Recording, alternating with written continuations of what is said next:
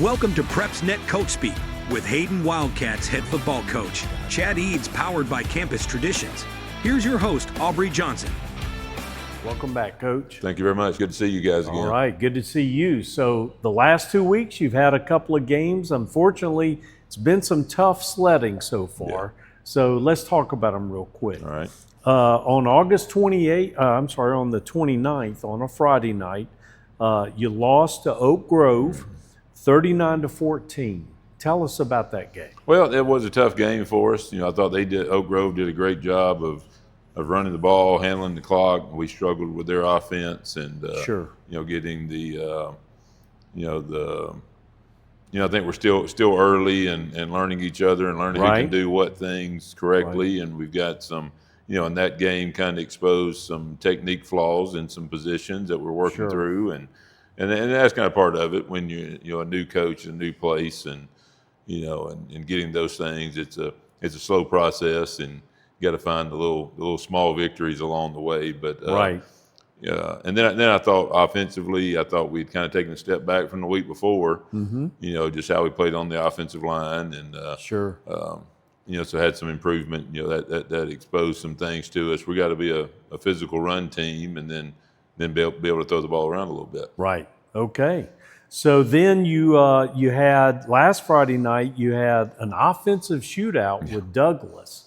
You ended up on the short end of that stick, 62-34. What happened there? Well, and that game was a 7-point game at halftime, and we really had not stopped them at all. And and at halftime, I was hoping to make some adjustments, and we did make some that weren't the right ones. But they, goodness. But they, it was a 7-point game, and I, at halftime, thinking, hey, we can make some adjustments and get them stopped on the opening series. They got the ball coming out that hopefully we could tie it up, and you never know what happens then when you put a little pressure on them. But I was pleased with the play of a lot of kids. One of them, a big touchdown, was a kickoff return by Mason Glover. I believe it was 95-yard kickoff return, and had to kind of apologize to Mason. The other returner, Noah Holmes, they're both back there together, and the week before, Noah had a big return. Right. And when Mason caught it, I kind of thought to myself, I was hoping Noah would catch that, but 95 yards later, he scored. So that's okay. So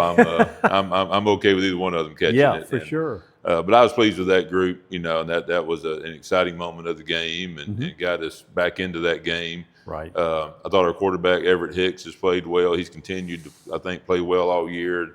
Very young, just sophomore, but doesn't get rattled by things. And then we have a 9th grade receiver, Xander Lehman, who has made a lot of big catches, had a lot of big catches on third down last Friday night to keep drives going. And he's a special kid and loves playing the game, equally good at basketball and baseball too. Okay, good deal. So you really put up some numbers. You just mentioned a couple of your offensive players. Who else played well that night? Well, I thought our offensive line had a big comeback from the week before against Oak Grove. I thought we ran the ball better. John Colson continued to run the ball hard, and he's becoming a better running back. He's always run the ball hard, and making some big plays in that part. Andrew Cox had a big touchdown pass for us Friday night. I believe it was a 70-something yard touchdown pass that I don't think we've seen here in Hayden in a while. And so I was excited for those things and for those young men.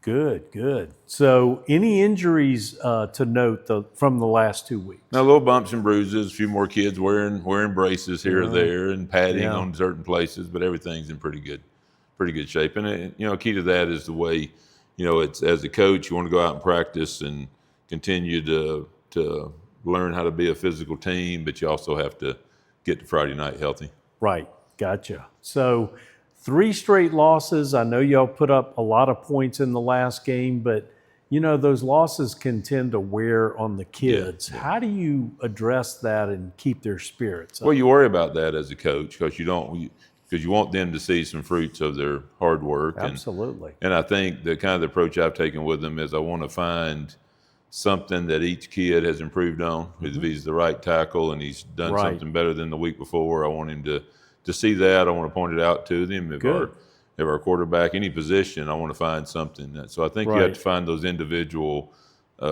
victories, I guess, where they've improved and they can see it, and they see some some progress toward that first win as a team. Right.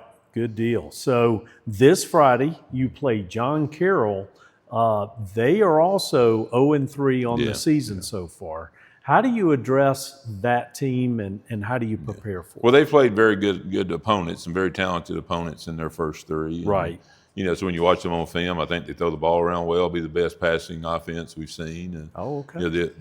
I thought the quarterback is he's made some very impressive throws on film. Right. And even in those losses, and you can tell they play with some confidence and they play hard, and that's what you'd expect from those kids. And I think it'll be a good matchup for us. If we'll have to be able to run the ball and do the physical part of the game, hopefully better than they will, and we can find a way to win. Okay, very good. So the following Thursday, the 18th, is the next game, and you travel to Carver, Birmingham.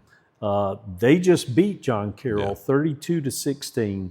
The bad news is you've only got one tape on them, Coach, because they had bye weeks. The first 2 weeks were both bye weeks, so only one game they've played so far. Does that help or hurt your preparation? How do you handle that? I think if I'd been here longer, I think I'd worry about the lack of film. But we're so reduced on really what we're doing offensively that we just, if we had too much, I think we might overwhelm the kids a little bit. So hopefully if we handle it right, it plays into our favor. We don't, I'm trying to not to say I don't want to over prepare. I don't want to overload our kids with just more and more, and they're still learning sometimes terminology and things that we're trying to, and just the way we want to do things. So really still kind of focusing on you, right? Yeah. Okay, gotcha. So Coach, that's our show. We certainly appreciate your time, and we always appreciate yours. Join us again for another Hayden edition of Coach Speak.